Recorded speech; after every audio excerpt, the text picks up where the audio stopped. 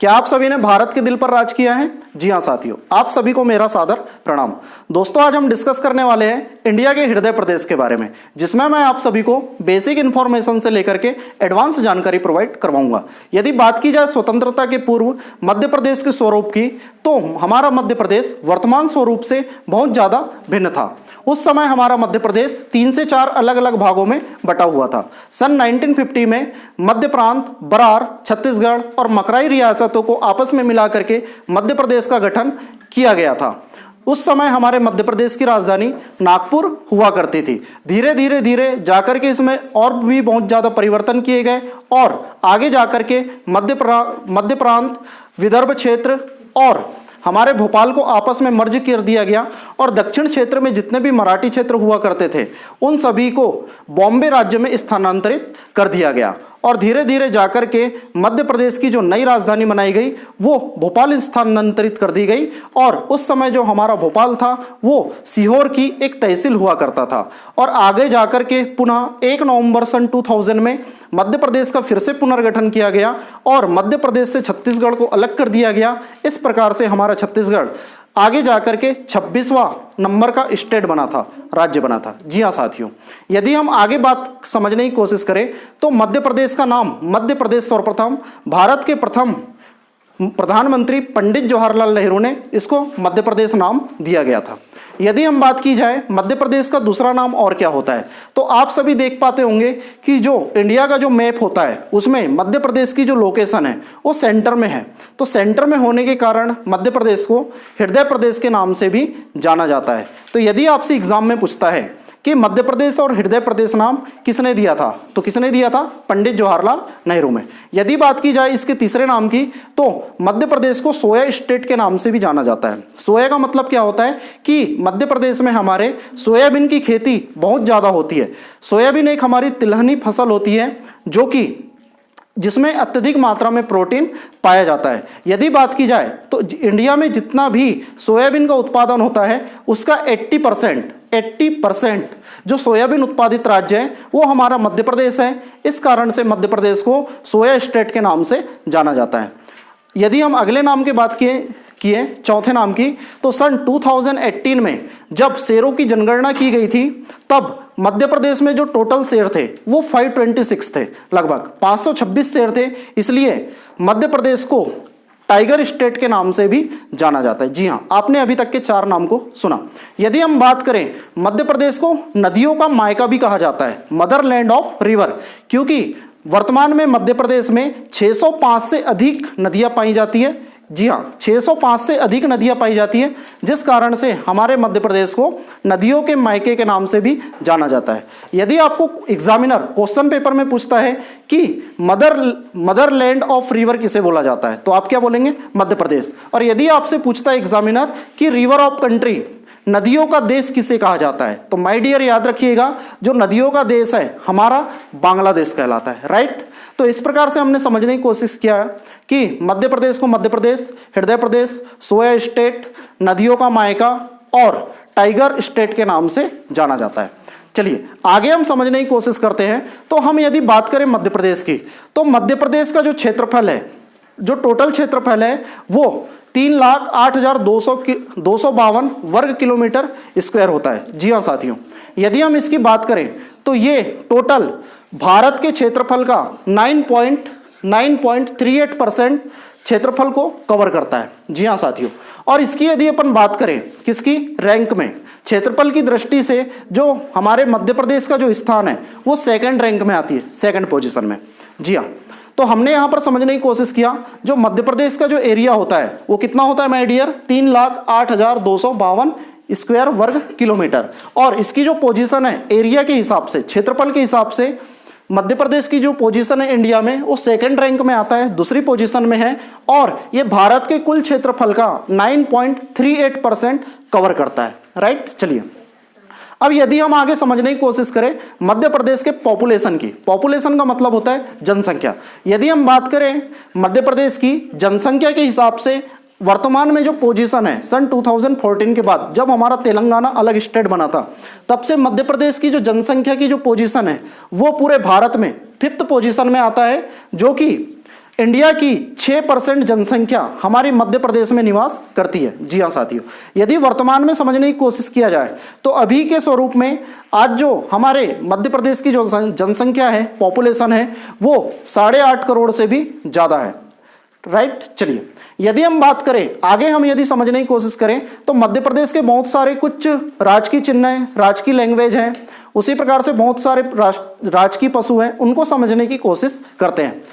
तो साथियों आप समझने की कोशिश कीजिए कि जो हमारा मध्य प्रदेश है उसका जो राजकीय पशु है, जो राजकीय पशु है उसे हम बारहसिंगा के नाम से जानते हैं, जो कि एक ब्रेडरी प्रजाति में पाया जाता है। कौन सी प्रजाति का है माय डियर? ब्रेडरी प्रजाति का है, जिसे हम दलदल के मृग के नाम से भी जानते हैं। किस नाम से जानते हैं हम? दलदल का मृग।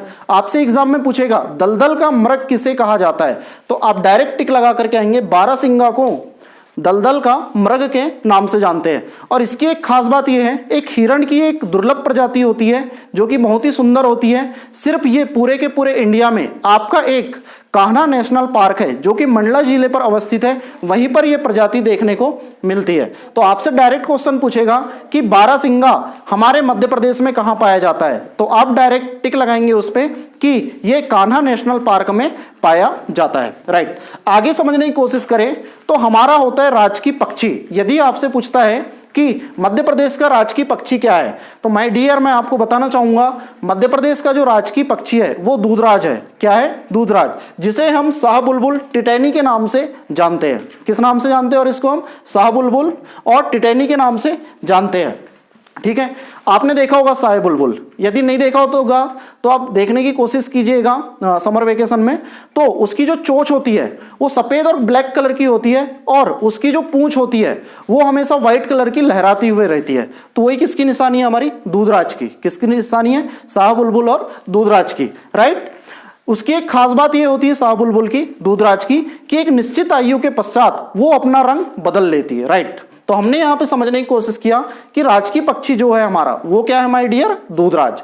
यदि हम बात करें राजकीय वृक्ष की, यदि आपसे एग्जामिनर पूछता है कि मध्य प्रदेश का राजकीय वृक्ष क्या होता है, तो आप सभी जानते हैं माय डियर राजकीय वृक्ष हमारा क्या होता है? बरगद होता है। क्या होता है? बरगद होता है, जिसका हम समझने की कोशिश करें तो इसका जो वैज्ञानिक नाम है वो है फाइकस वैनग्लेंसिस। क्या नाम है? फाइकस वैनग्लेंसिस, जो कि मोरेसी कुल प्रजाति का होता है। कौन सी प्रजाति का होता है? मोरेसी कुल प्रजाति से संबंधित है। यदि हम बात करें हमारे हिंदू धर्म में जो बरगद का पौधा होता है, पेड़ होता है, वो क्या करता है कि एक पूजनीय वृक्ष होता है जिसमें देवी देवताओं का वास होता है, और इस वृक्ष का प्रयोग औषधि बनाने के लिए भी किया जाता है, और एक बहुत ज्यादा पवित्र वृक्ष होता है। जी हाँ, हमने समझने की कोशिश किया कि राजकीय वृक्ष हमारा मध्य प्रदेश का क्या है माय डियर? बरगद है। क्या है? बरगद है। Right, very good. यदि हम बात करें मध्य प्रदेश की राजकीय मछली के बारे में, ठीक है, राजकीय मछली जो होती है हमारे मध्य प्रदेश की वो है हमारी महासीर। क्या नाम है? महासीर। यदि हम इसके वैज्ञानिक नाम की बात करें तो इसका जो वैज्ञानिक नाम होता है वो होता है टोरटोर। क्या नाम होता है माय डियर? टोरटोर, इसका एक वैज्ञानिक नाम है। यदि हम बात करें कि आखिर महासीर को राजकीय मछली का दर्जा क्यों दिया गया, क्योंकि ये मछली की एक खास बात ये होती है कि ये प्रकृति में फैल रहे प्रदूषण को रोकने के काम करती है, और पानी को हमेशा स्वच्छ बनाने में हमारी ये मदद करती है, इसलिए हम इसे राजकीय मछली के नाम से जाना जाता है। किसे जानते हैं? महासीर को। ठीक, और जिसका वैज्ञानिक नाम क्या है? साइंटिफिक नेम टोर।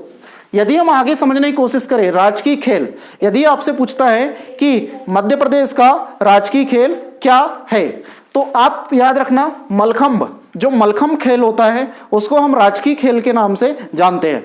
इसमें होता क्या है कि एक ग्राउंड के बीच में एक लकड़ी लंबी सी गड़ा दी जाती है, और उसके ऊपर जो बच्चे रहते हैं नन्हे मुन्ने, वो उस पर करतब करते हुए दिखाते हैं, जिससे उनकी बॉडी का पूरा व्यायाम हो जाता है। तो मलखंभ हमारे मध्य प्रदेश का एक राजकीय खेल है, जिसमें क्या होता है कि एक डंडे को ग्राउंड में गड़ा दिया जाता है खाली जगह पर, और उसमें जितने भी बच्चे लोग रहते हैं गोल गोल घूम करके उसमें क्या करते हैं? व्यायाम करते हैं और करतब दिखाते हैं। राइट, चलिए आगे समझने की कोशिश करते हैं कि मध्य प्रदेश का राज्य नाट्य क्या होता है। राइट, क्या? राज्य नाट्य।